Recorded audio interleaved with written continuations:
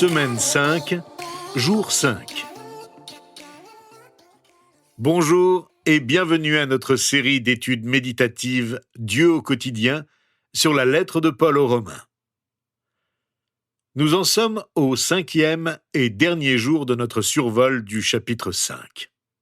Hier, nous nous sommes rappelés qu'avoir une meilleure connaissance de notre salut et de ses effets dans notre vie contribue à augmenter notre espérance et notre confiance en Dieu et affermit notre relation avec lui. Je compare souvent cela à la conduite d'une voiture. Lorsque vous montez dans une voiture et que vous la conduisez, vous n'avez pas besoin de comprendre comment fonctionne le moteur à combustion pour vous rendre à votre destination. Vous conduisez tout simplement. Mais si quelque chose commence à mal se passer avec la voiture, si vous commencez à entendre un bruit de moteur étrange, vous risquez de paniquer parce que vous ne savez pas du tout comment fonctionne votre voiture. Un mécanicien ne s'affolerait pas dans votre situation. Il sait comment une voiture fonctionne et peut donc conduire avec plus de confiance, car il peut faire la différence entre une petite panne et un gros problème du moteur. Nous avons tous des problèmes. Nous avons tous des doutes dans nos vies. Nous entendons tous ces petits bruits de doute qui peuvent nous inquiéter. Mais plus vous comprenez votre salut, plus vous pouvez vivre chaque jour avec confiance. Une meilleure compréhension de notre salut nous protège aussi des faux enseignements. Si notre foi est mise à l'épreuve, nous savons comment réagir et éviter de suivre de mauvais conseils. Pour reprendre notre exemple de la petite panne d'une voiture, le fait d'en savoir plus sur son moteur permet de refuser les mauvais conseils de garagistes mal intentionnés qui vous diraient de changer votre moteur alors qu'il est en bon état. Plus nous en savons sur notre salut, plus nous pourrons vivre une vie qui rend gloire à Dieu. Hier, nous avons parlé du péché d'Adam. Et aujourd'hui, nous allons nous concentrer sur ce que Jésus a fait pour nous. Les versets 15 à 21 de notre chapitre répondent à quelques questions sur notre salut. Comprendre la réponse à ces questions nous donne une plus grande confiance dans notre salut et nous aide aussi à donner aux autres une plus grande confiance dans ce qu'est vraiment le salut. Nous avons vu hier le fait que le péché d'Adam a universellement affecté et condamné le monde entier depuis son péché jusqu'à aujourd'hui. Beaucoup se posent donc la question suivante. Est-ce que le monde entier a été universellement sauvé lorsque Jésus est mort et ressuscité? Dit autrement, est-ce que je suis automatiquement sauvé depuis sa mort et sa résurrection? Ou bien est-ce que j'ai le choix d'accepter ou de refuser le salut? Eh bien, écoutez les versets 15 à 17 du chapitre 5. Mais il y a une différence entre le don gratuit et la faute. En effet, si beaucoup sont morts par la faute d'un seul, la grâce de Dieu et le don de la grâce qui vient d'un seul homme, Jésus-Christ, ont bien plus abondamment été déversés sur beaucoup. Et il y a une différence entre ce don et les conséquences du péché d'un seul. En effet, c'est après un seul péché que le jugement a entraîné la condamnation, tandis que le don gratuit entraîne l'acquittement après un grand nombre de fautes. Si par un seul homme, par la faute d'un seul, la mort a régné, ceux qui reçoivent avec abondance la grâce et le don de la justice régneront à bien plus forte raison dans la vie par Jésus-Christ lui seul. Sommes-nous donc tous sauvés par Jésus, que nous croyons en lui ou non, de la même manière que tous ont péché en Adam? Le péché d'Adam nous a tous affectés, que nous le voulions ou non. Peut-on dire la même chose au sujet de la croix? Sommes-nous tous sauvés grâce à ce que Jésus a fait? Cette croyance au salut automatique de tous est ce qu'on appelle l'universalisme. Nous serions tous sauvés, que nous ayons la foi ou non. En fait, le passage que nous venons de lire nous dit à plusieurs reprises qu'il en va différemment du don de la justice et du péché commis par tous. Le don n'est pas comparable au péché. Il est déversé pour tous. Mais le don merveilleux que Dieu veut nous offrir par Jésus-Christ doit être reçu. La Bible fait une différence importante entre la punition universelle qui tombe sur nous et le don qui est offert par la grâce. La nature pécheresse que nous héritons dès notre conception est une juste punition de la désobéissance d'Adam. Dieu avait prévenu Adam que de manger le fruit de l'arbre interdit provoquerait sa mort d'une manière inévitable. Non seulement sa mort, mais aussi celle de tous ses descendants, de l'humanité entière de tous les temps. Nous n'avons plus de choix. Nous ne décidons pas si nous allons être punis ou non. Le jugement et la punition tombent sur nous, que nous le voulions ou non. La grâce, elle, est différente. La grâce est un don, ce n'est pas une punition. Et ce don doit être reçu. Voici la différence. Si vous enfreignez la loi et que vous êtes reconnu coupable, le juge ne va pas vous demander « Eh bien, voulez-vous être puni pour cela ou non ?» À vous de choisir. Non, vous avez été reconnu coupable. Vous n'avez pas de choix. Vous subissez un jugement et une punition pour ce que vous avez fait. Mais ce que Jésus a fait nous est offert comme un cadeau. Lorsque vous recevez un cadeau pour votre anniversaire, vous avez le choix d'être réceptif ou non.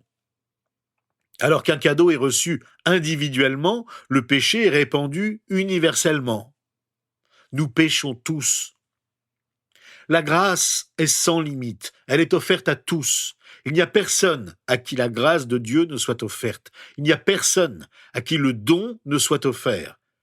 Mais le salut est individuel, il n'est pas universel. Il doit être reçu, il ne s'impose pas à nous.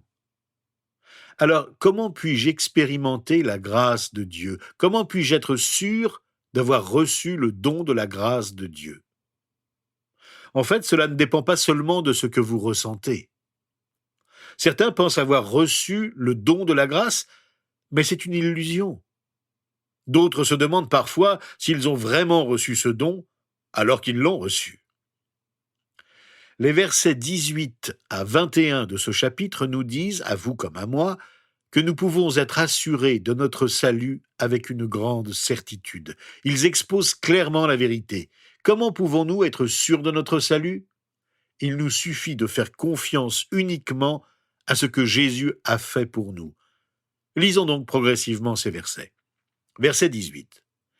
Ainsi donc, de même que par une seule faute, la condamnation a atteint tous les hommes, de même par un seul acte d'acquittement, la justification qui donne la vie s'étend à tous les hommes. Remarquons que la justification n'est pas du tout fondée sur ce que nous ressentons, ni sur ce que nous pouvons faire. Elle est fondée uniquement sur ce que Jésus-Christ a fait pour nous. La confiance dans l'acte de justice de Jésus est ce qui apporte la justification. Verset 19. En effet, tout comme par la désobéissance d'un seul homme, ici il est question d'Adam, beaucoup ont été rendus pécheurs, beaucoup seront rendus justes par l'obéissance d'un seul. Ces versets nous rappellent que beaucoup de gens vivent aujourd'hui, en ce moment, séparés de Dieu, sans aucun lien avec lui. Pourtant, Dieu a tout fait en Jésus-Christ pour qu'il soit justifié, déclaré juste par ce que Jésus a fait. Ils n'ont tout simplement pas encore décidé de recevoir le don, et Dieu ne les forcera jamais à le faire. Le salut est un don. Dieu ne nous impose pas ce qu'il veut nous offrir si généreusement. C'est une façon éloquente et extraordinaire de nous avoir laissé la liberté de l'accepter comme notre Dieu. Dieu nous permet de choisir d'avoir ou non une relation avec lui. C.S. Lewis a dit qu'en fin de compte, soit nous dirons à Dieu « que ta volonté soit faite », soit Dieu nous dira « que ta volonté soit faite ». Soit nous dirons à Dieu « que ta volonté soit faite », Nous lui ferons alors totalement confiance et nous vivrons en sa présence pour toute l'éternité. Soit Dieu nous dira, si nous choisissons de ne pas vouloir de relation avec lui, que ta volonté soit faite. Il nous permet de refuser son don précieux, mais nous vivrons séparés de lui à jamais, pour toute l'éternité. À nous de décider. L'attitude de Dieu envers nous est remarquable. Il nous aime alors que nous sommes ses ennemis. Et en même temps, il nous laisse libres de le rejeter. Quelle manière noble de respecter sa créature. Mais le jour où nous décidons de l'accepter comme notre Dieu et Seigneur, lui ne nous rejettera pas. Le don de Dieu par Jésus-Christ est offert à tous. Verset 20. L'intervention de la loi a entraîné la multiplication des fautes. Mais là où le péché s'est multiplié, la grâce a surabondé. La loi a été ajoutée pour que la faute augmente. Mais là où le péché a augmenté, la grâce a augmenté encore plus. Encore une fois, comme nous l'avons déjà vu, la loi n'est pas la solution à notre péché. C'est la preuve évidente de notre nature pécheresse. La loi ne nous offre pas de solution définitive. Il y avait bien une loi non écrite dans le jardin d'Éden. Dieu avait ordonné à Adam et Ève de ne pas manger le fruit de l'arbre de la connaissance du bien et du mal. Le premier couple humain a désobéi à cet ordre qui faisait force de loi. Plus tard, la loi et ses nombreux commandements et prescriptions que Dieu a confiés par Moïse au peuple israélite ont été elles aussi transgressées. La loi met en évidence notre faute. Dieu nous demande d'agir de telle ou telle manière. Nous faisons le contraire. Mais là où le péché a augmenté, la grâce aussi a augmenté, et bien plus encore. Dieu a donné une réponse entièrement suffisante au problème du péché. Verset 21.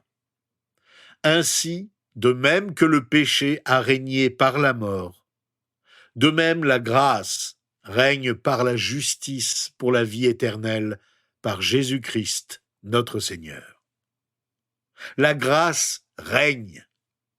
Dans ces quelques mots magnifiques se résume le plan de Dieu. Dieu ne veut pas que le péché règne. Il ne veut pas que la loi règne. Il ne veut pas que nos bonnes œuvres règnent. Il veut que sa grâce seule règne. La grâce est reine. La grâce a le dernier mot. C'est la grâce de Dieu. Voyez-vous pourquoi la grâce doit venir par un seul homme ? Un seul acte de désobéissance par un seul homme a suffi pour provoquer une condamnation universelle. Un seul acte d'obéissance par un seul homme a suffi pour que la grâce règne à nouveau. Le règne du péché exigeait un nouveau roi pour que ce règne vienne. Jésus est ce roi. Nous avons parfois du mal à le percevoir. La grâce ne peut pas venir d'ailleurs. Seul le Fils de Dieu, Dieu lui-même, peut nous accorder la grâce que Dieu le Père veut nous donner. Cette grâce n'est pas venue s'ajouter au plan universel de Dieu. Elle était active avant qu'Adam et Ève désobéissent. Elle l'a encore été après leur faute. Dieu a continué à s'occuper de l'humanité. L'Ancien Testament montre qu'il a traité les patriarches d'Israël, puis le peuple d'Israël et ses dirigeants comme ses enfants. Sa grâce a abondé, malgré les nombreuses désobéissances de son peuple. Et c'est bien avec grâce qu'il continue de donner la vie et de la maintenir à l'humanité entière aujourd'hui encore. De bien des manières, ces versets que nous venons de méditer sont le point culminant de la grande symphonie de Dieu. Ils méritent qu'on y revienne souvent. Dans toute grande symphonie, on entend à la fois des temps de suspense et des temps de tension, puis tout se résout à la fin. Les accords dissonants débouchent sur de beaux accords harmonieux. Il en va de même avec le plan de Dieu. La transgression fait place à un acte juste. La condamnation est remplacée par une vie donnée pour tous. La désobéissance d'un seul, Adam, est résolue par l'obéissance d'un seul, Jésus. Le règne du péché disparaît et le règne de la grâce apparaît. Alors que nous allons prendre un moment pour prier ensemble, pensez à l'œuvre exceptionnelle que Jésus a accomplie pour nous sur la croix. Méditez à nouveau sur sa crucifixion. Réfléchissez à la façon dont son acte d'amour a changé l'histoire du monde entier. N'oubliez pas non plus dans la reconnaissance la façon dont son amour a changé votre vie, en disant de tout votre cœur à Dieu, « Seigneur, que la grâce règne dans ma vie cette semaine. Je veux laisser agir ta grâce dans tous les domaines de ma vie. » Vous pensez peut-être à une personne en particulier. Vous pensez peut-être à une circonstance qui vous préoccupe. Vous pensez peut-être à une tentation que vous avez du mal à repousser. Vous pensez peut-être à une occasion unique à saisir. Dites à Dieu, « Seigneur, je vais laisser ta grâce être en charge de tout ce qui me préoccupe aujourd'hui. Règne dans ma vie ici et maintenant. Au nom de Jésus. Amen.